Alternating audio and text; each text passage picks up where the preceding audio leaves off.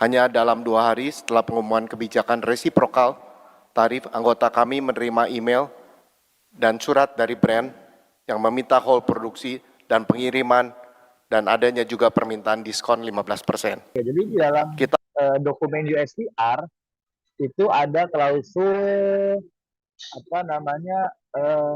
kalau kita bisa mengekspor, jadi Amerika Serikat itu bisa mengurangi tarifnya kalau barang yang kita ekspor ke Amerika Serikat itu mengandung minimal 20% US content. Langkah Indonesia menempuh jalur diplomasi dalam menghadapi serangan tarif dari Presiden Amerika Serikat, Donald Trump, dinilai sudah tepat. Namun, perjuangan belum selesai. Indonesia harus tetap berhati-hati dalam setiap langkah negosiasi. Sebab, saat kita mulai membuka pintu selebar-lebarnya, misalnya dengan menghapus syarat tingkat komponen dalam negeri atau TKDN bagi produk impor, justru bisa menjadi bumerang. Pasalnya, Amerika Serikat sendiri masih menerapkan banyak hambatan non-tarif bagi produk kita. Dan jumlahnya jauh lebih banyak dari yang kita bayangkan. Salah satu industri yang paling terdampak dalam perang dagang ini adalah industri tekstil dan produk tekstil. Industri padat karya ini menghadapi tantangan besar. Bukan hanya soal pasar yang menyempit, tapi juga ketidakpastian yang terus membayangi. Lalu, bagaimana respons para pelaku industri? Apa saja keluhan mereka? Dan solusi apa yang mereka tawarkan? Simak liputan khusus Kontan TV. Membedah strategi industri tekstil Indonesia menghadapi gempuran tarif global. Selamat sore Bapak-Bapak, Ibu-Ibu. Yang terhormat Bapak Presiden beserta jajarannya, saya ingin menyampaikan beberapa poin krusial mengenai kondisi terkini industri tekstil dan produk tekstil. Dan mungkin langkah strategis. 2 menit Pak ya, supaya 2 menit. Oke. Yang langkah strategis yang kita perlu ambil. Pertama-tama penting untuk meluruskan stigma permesinan di industri TPT, sudah tua, tidak semuanya benar. Faktanya masih banyak pabrik di Indonesia yang masih melakukan reinvestasi. Terbukti dengan masih besarnya ekspor TPT Indonesia ke Amerika. Kebijakan tarif yang diberlakukan oleh Amerika Serikat telah memberikan dampak yang nyata terhadap industri TPT Indonesia. Hanya dalam 2 hari setelah pengumuman kebijakan resiprokal tarif, anggota kami menerima email dan surat dari brand yang meminta hold produksi dan pengiriman, dan adanya juga permintaan diskon 15%. Kita harus bersiap menghadapi demand shock yang serius. Para buyer di Amerika memperkirakan penurunan permintaan yang tajam hingga 30%.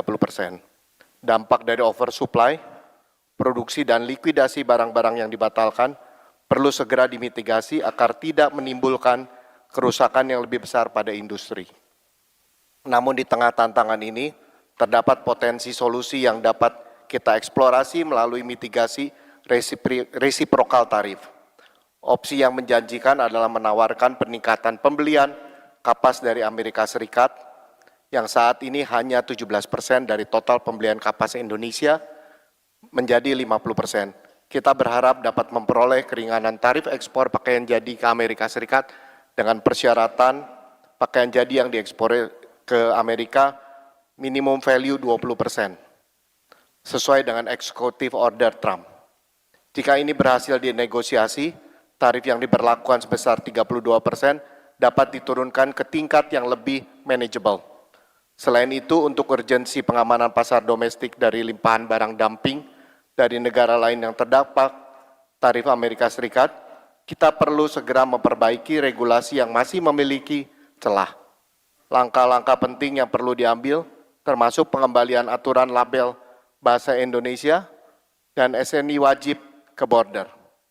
Sebuah kebijakan yang pernah diberlakukan di tahun 2014. Ini akan membantu mencegah masuknya impor yang tidak sesuai standar dan melindungi industri dalam negeri dari barang ilegal dan tuduhan transshipment yang dituduhkan oleh USTR ya. Lebih lanjut, kami memohon dukungan Bapak Presiden untuk revisi PP percepatan tentang tindakan pengamanan anti-dumping dan pengamanan perdagangan dalam negeri yang disebut RPP Tati, yang sedang dibahas di lintas kementerian. Regulasi yang kuat dan efektif di bidang ini sangat penting untuk menciptakan persaingan yang sehat dan mencegah praktik perdagangan yang tidak adil. Terakhir, saya ingin menyoroti isu fundamental yang mempengaruhi daya saing industri kita, yaitu rata-rata lama sekolah di Indonesia, yaitu sekitar 8,9 tahun saja. Struktur angkatan kerja kita didominasi oleh lulusan SD dan ke bawah 35%, lulusan SMP 18,5%, dan lulusan SMA SMK 35,9%. Tingkat pendidikan yang rendah berkontribusi pada berbagai masalah sosial, seperti pernikahan dini, perceraian, dan anak terlantar, yang akhirnya menciptakan siklus kemiskinan. Industri TPT dengan karakteristiknya yang padat karya dapat memainkan peran penting dalam memutus siklus ini.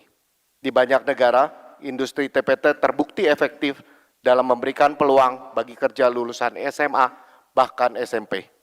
Oleh karena itu, kami mendorong pemerintah dan industri untuk bersama-sama menyusun roadmap yang jelas dan terukur untuk memanfaatkan potensi ini secara maksimal sehingga Indonesia dapat keluar dari middle trap income. Demikian yang dapat saya sampaikan. Terima kasih atas perhatiannya Bapak Presiden dan Bapak Ibu-Ibu sekalian. Terima kasih.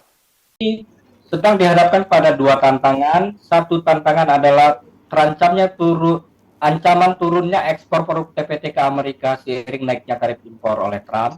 Yang kedua, ancaman pasar domestik kita yang bakal dibanjiri produk impor TPT dari Cina nih Pak. Nah, kira-kira langkah-langkah apa yang sudah dilakukan oleh kalangan pelaku industri TPT untuk mengantisipasi tantangan-tantangan ini? Adakah upaya misalnya melakukan diversifikasi pasar ekspor atau seperti apa Pak?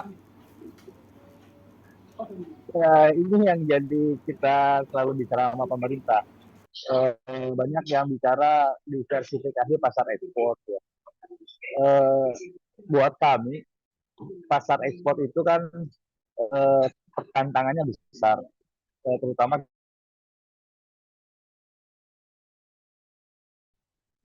menghadapi China, menghadapi Vietnam, terus India gitu ya. Artinya kalau pasar ekspor itu kan free fight gitu ya. Perangnya perang bebas gitu, nggak ada apa aturannya adalah aturan yang diberlakukan oleh pasar tujuan kita. Nah, tapi kan artinya itu kan perangnya perang bebas. Artinya bergantung dari sejauh mana insentif yang pemerintah masing-masing pemerintah kasih. Nah, itulah negara yang bisa menjadi pemenang. Itu yang pertama. Yang poin kedua, pasar selain pasar ekspor, selain Amerika Serikat, selain Eropa, Jepang gitu ya.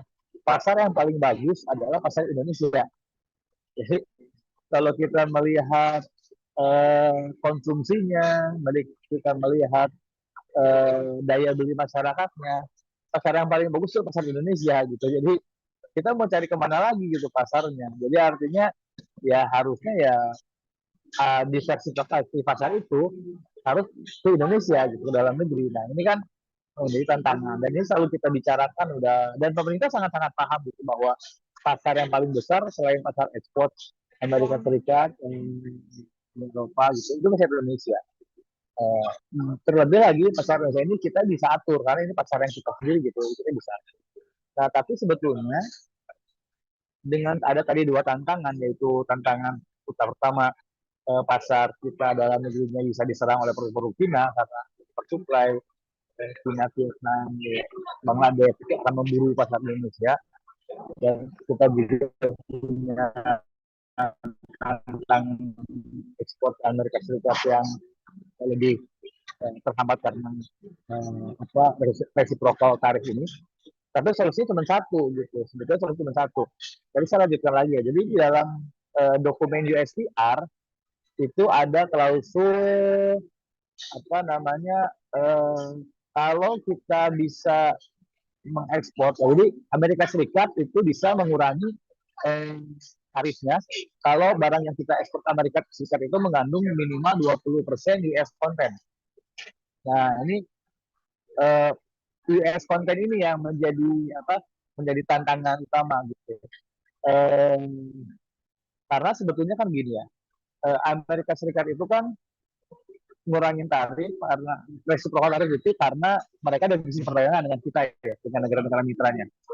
Dengan mereka defisit sekitar 18 miliar. Artinya kalau kita ingin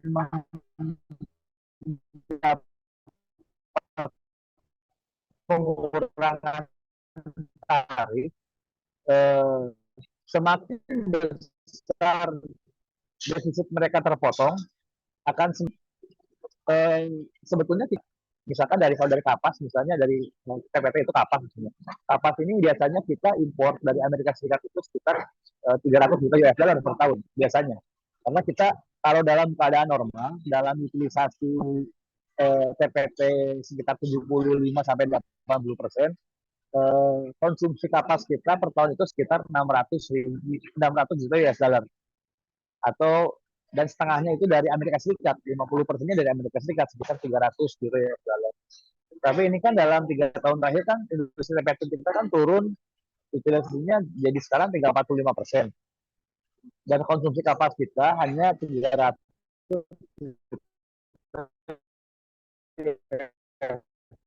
dollar. Nah,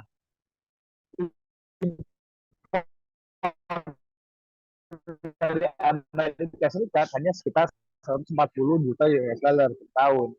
Amerika Serikat kan nggak turun. Sedangkan di Thailand juga mereka semakin besar dengan kita tinggal mengimpor lebih banyak kapas dari Amerika Serikat.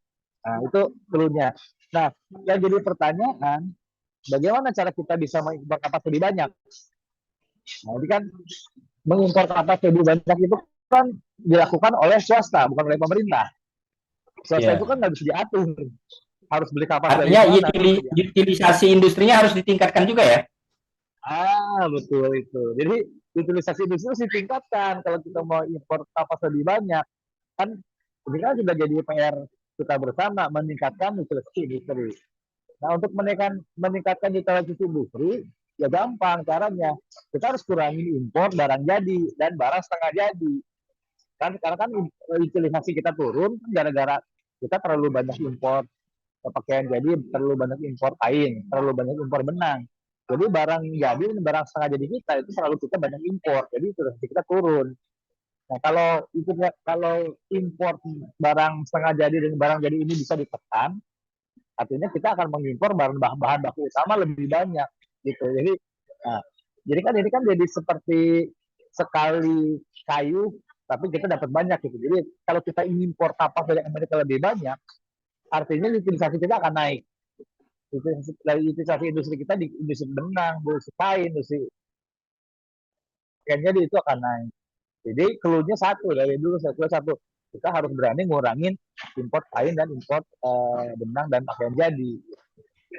Pak Retma, kalau misalnya kita bisa meningkatkan impor kapas dari Amerika, apakah ada peluang Amerika atau Trump akan menurunkan tarif impornya terhadap komoditas tekstil nasional kita? Nah, itu udah pasti itu, karena itu ada di dokumen STR. Jadi dokumen STR yang kemarin diumumkan oleh Trump itu ada klausul itu. Nah, ini kan tinggal berapa persen kita dapat potongan tarif. Nah, itu tinggal dalam negosiasi ini. Yaitu negosiasi bagaimana cara menghitung konten 20% ini. Nah, itu juga kan dinegosiasikan karena di dokumen itu kan nggak ada gitu. Jadi ini kan yang kita bawa ke sana itu ke negosiasi yaitu tadi kita bersedia untuk menambah impor kapas. Nah, caranya adalah ABC gitu ya, menurunkan impor benang, kain dan pakaian jadi. Nah, bagaimana caranya menurunkan pakaian impor benang dan jadi? Itu kan pertanyaan lagi nih. Kita memperketat tata niaga gitu, atau juga kita memberantas penyelundupan. Nah, itu kan dua hal yang harus kita lakukan. Itu kan itu artinya mereka gitu ya. Banyak PR artinya ya Pak Retma ya, yang mesti harus dibenahi. Banyak PR. Mereka nggak mau terima janji doang, oke kita akan naikin impor kapas, ya gimana caranya naikin impor kapas gitu kan, bukan pemerintah yang beli. Jadi memang PR ini jadi sekaligus kita PR yang lama itu dikerjakan itu sangat make sense gitu buat Amerika untuk menurunkan tarif resiprokal gitu. Ya. Baik Pak Retma, terima kasih atas penjelasannya Pak. Terima kasih atas waktu. Sukses selalu Pak Retma. Ya, terima kasih.